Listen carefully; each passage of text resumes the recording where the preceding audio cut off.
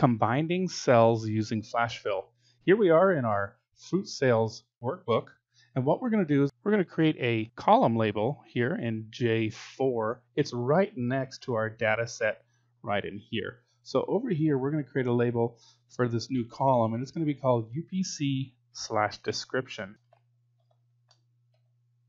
And then once I've done that, I'm going to go ahead and auto fit this column J here by putting my cursor right there between J and K column, and I'm going to double click. It'll auto fit it for me. I may have to go wider after we're finished, but let's take a look.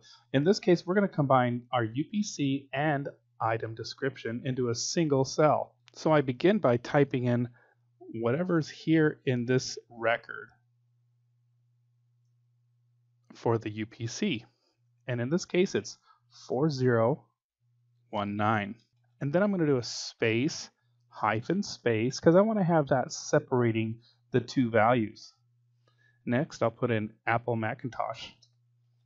And then I'll press enter one time.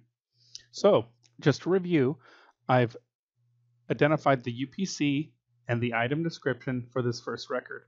For this next one, I'm going to just start typing the next UPC number, which is 4. Now, before I do anything else, Microsoft Excel will identify a pattern, and it'll give me this suggestion. If this is what I'd like to have, and it is, I'm going to press enter.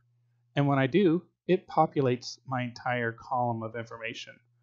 So I'm going to auto-fit this column again, and there we have it. Thanks for watching. That's been combining using flash fill. And remember to share the knowledge.